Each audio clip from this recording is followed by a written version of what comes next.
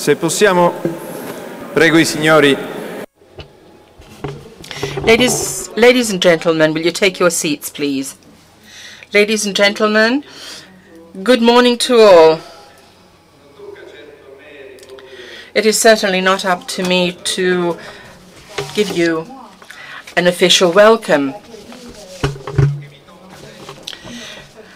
but it is my duty to thank you all.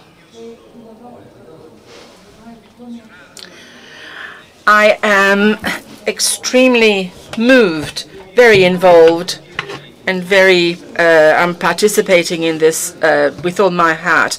If you allow me to, for a small biogeographical note about myself, I would say this: writing books, the actual tiring activity that this word holds is very special to me, because I have 3 different jobs inside of me, which are all connected to writing: the chit-chat of journalism, the fixed and gazed on page of the book, and the 3rd activity, which I'm very fond of, with a kind of sentiment, a kind of nostalgia, and quite frankly, I am extremely impressed to be here today to start this conference, because once upon a time I had a bookshop. I was, let's say, one of the people that yearned to open a bookshop and to sell books in a corner of the world where there were no books at all, yet a corner of the world that was extremely rich in literature and in very important universal pages. I opened a bookshop in Sicily, in the heart of Sicily. There weren't any bookshops in the whole province. That was extremely difficult. It involved my feelings.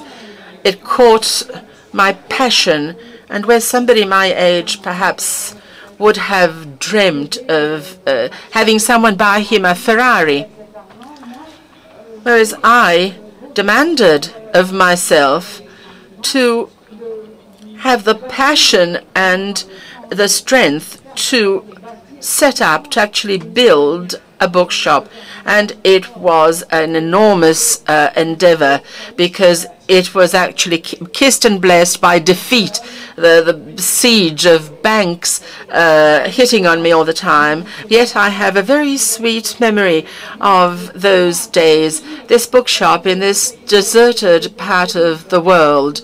This bookshop actually offered the main writers in the various catalogs of the publishers. Once I had this beautiful poster, a beautiful picture which mimics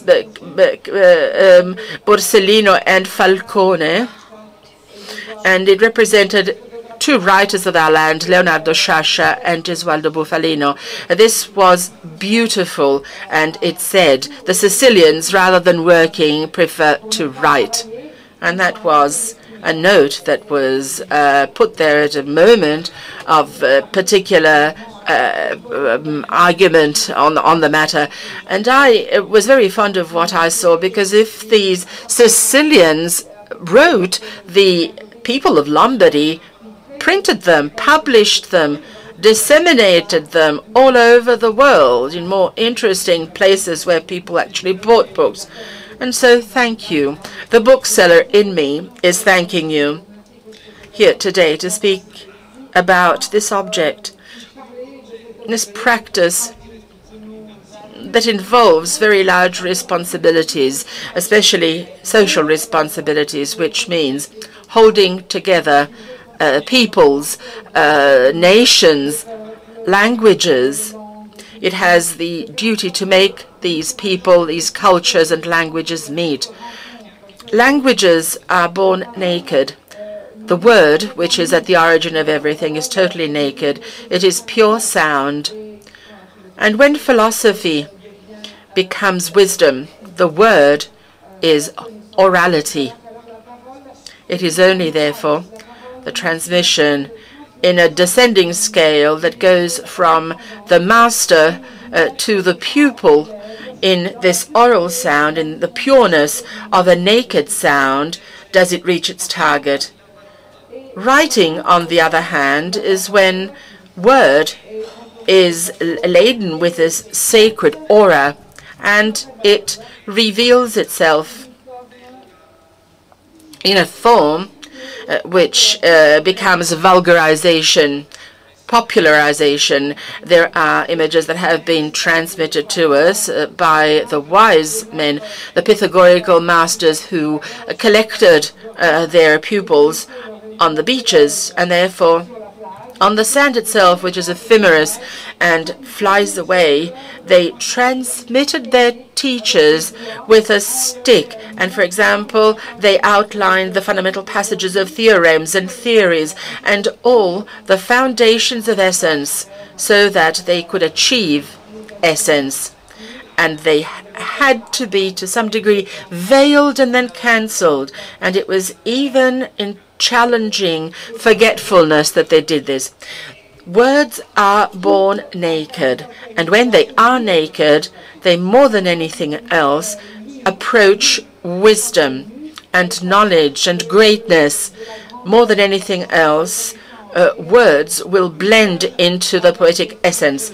Words are born naked, and only the great, the extremely great poet who was able to link up all of this transport of acknowledgement from India to Europe, and I'm speaking about Hölderlin, and he said that word is in the poeting itself, in listening, in awakening our essence.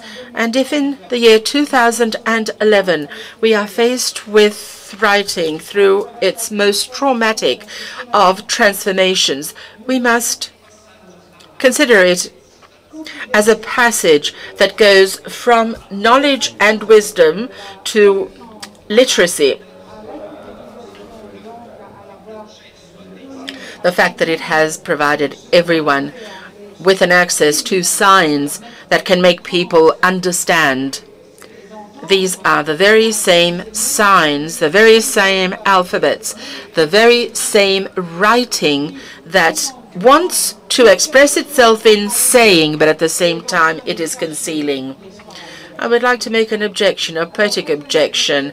All the instruments that are available to us, whether we are speaking about mobile phones, tablets, computers, are based on a specific existential condition. And I'm realizing this even more and more now that the days are becoming warmer. We can't see what's happening on our mobile phones or on our tablets unless we are sitting at home in the shade or in a certain position.